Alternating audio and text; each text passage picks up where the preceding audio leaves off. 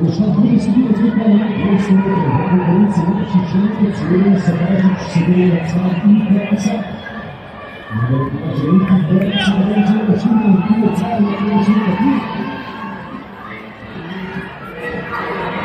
Zdaj samo zaključuje, da Nika Korasa ne pobira na 300 metrov na 200 metrov.